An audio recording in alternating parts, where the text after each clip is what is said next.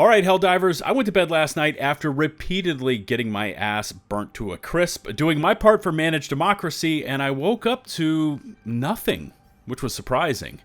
Welcome to the channel, it's LtBuzzLitebeer, and it's Tuesday, so that means we've got a new update patch that should be called the Crash Patch. Of course, we've got that weird on-off major order, updates from Super Earth, store resets, and even rogue items being detected on our Super Destroyers, plus input from the community. I mean, it's going to be hectic, but we're going to try and fit it all in for today, and wouldn't you know it, let me catch my breath, huge breaking news incoming from Helldivers HQ, of course, while I was recording this video, concerning those pesky bots and a massive new major order development. Stay tuned for that one.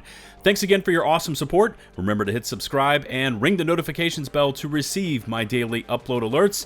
And this is the latest going down with everyone's favorite democracy-spreading adventure, Helldivers.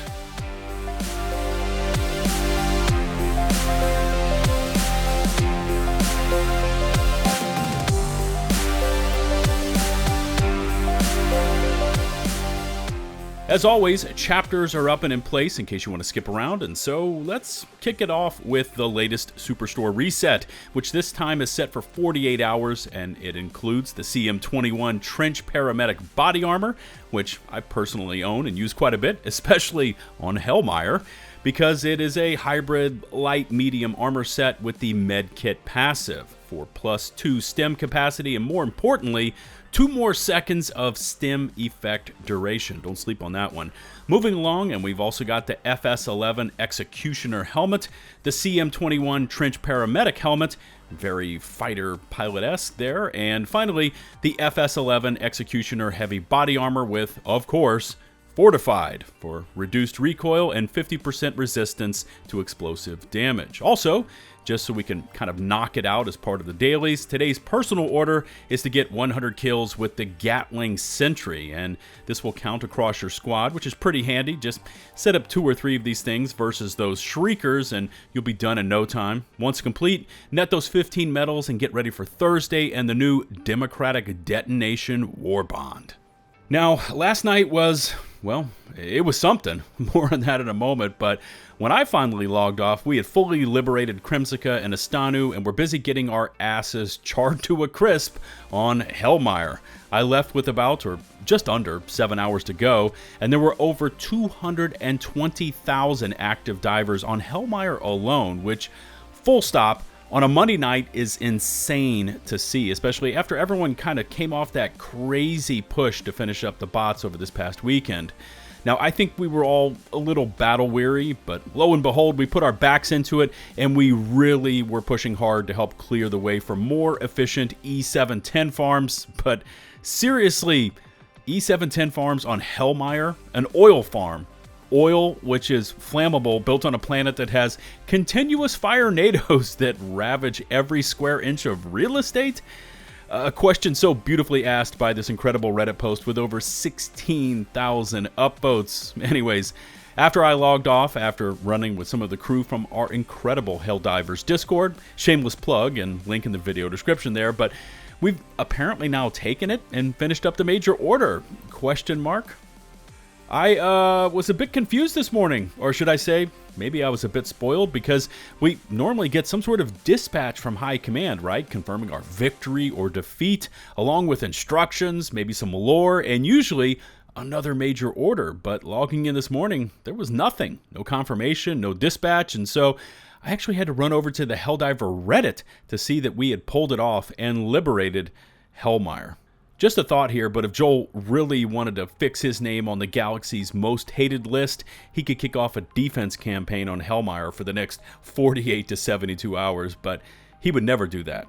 Or would he? Only Johan, the CEO of Arrowhead, truly knows what kind of person Game Master Joel is. And by the way, speaking of Johan, we haven't seen him posting on Twitter for nearly a week. And who knows, maybe he's kind of keeping his powder dry for later in the week and the new war bond, or possibly a massive new major order involving a new faction invading the galaxy map. Either one is fine by me. Let's just get it and get it fast. Also, while we're on this topic of Arrowhead, they've been busy the last few days as we've been receiving a steady stream of propaganda, including this one from yesterday that says, "Today, Super Earth citizens celebrated the full eradication of the Automatons. Additionally, to reward their bravery, each Helldiver has been issued an extra 1-minute break." Note, 1 minute is inclusive of the time taken to read this. Helldivers currently deployed are ineligible. Anyways, this is awesome to see, but we grizzled Helldiver vets deserve a little something as well, right? Maybe 2 minutes and a bump in pay, or maybe a temporary lift of the C01 permit, say for the next 7 days, you know? Happy troops or effective troops, and that's all I'm going to be saying on this subject. Now, next up is the latest patch. Yeah, it's Tuesday, the chosen day when Arrowhead likes to deploy their changes, and we've got another small update to the game, nothing really aimed at balancing, but it seems that everything in patch 1.000.202 is aimed at handling the game's #1 issue, stability and crashing. There's changes here to handle deployment crashes and what is probably my biggest foe, crashing during extraction or right after as you're going through the cutscene heading back to orbit. There's also something here for crashes when a squad deployed a huge amount of support weapons, using heat-based weapons, dying while using the jetpack, and crashing when huge swarms of enemies are all around you. The snowballs have apparently been fixed, crashing while completing objectives, social menu shenanigans, and finally, picking up medals and super credits will no longer lock us in place, which, yeah, that was a pain in the ass, as a bile spewer or charger would always turn up right as I began opening one of those downed shuttles. There's also one change here to weapons, namely the Scorcher, but it is for the UI stats and how explosive damage was displayed. Now, to be fair, I haven't logged a single minute of time this morning, so I can't confirm or deny if the stability is noticeably better, but fingers crossed here on this one, and I'm going to get in some playtime to test it all out. Hold on a freaking minute. We've got breaking news, of course, right as I'm recording this video, as the Automatons are back and on the menu, Helldivers, as they've waged an all-out counter-offensive, quickly overrunning our forces and retaking a major portion of the map. All right, hopping to the in-game look, and we've got 3 new dispatches and the Squawk Box news broadcaster coming in hot and heavy. All right, let's check it all out. Here's dispatch number 1. High priority broadcast, all units to LibCon 1. Federation under attack, multiple planets have fallen. It says a massive automaton invasion fleet comprising tens of thousands of warships arrived from FTL Jump to the Valdez sector and overran nearly every planet in just hours. Attacks on communication networks delayed warning until now. SEAF reserves are scrambling. All Helldivers are called to deploy immediately to the defense. This fleet dwarfs the automaton armies destroyed in Operation Swift disassembly. As we predicted from the start, they were merely a vanguard.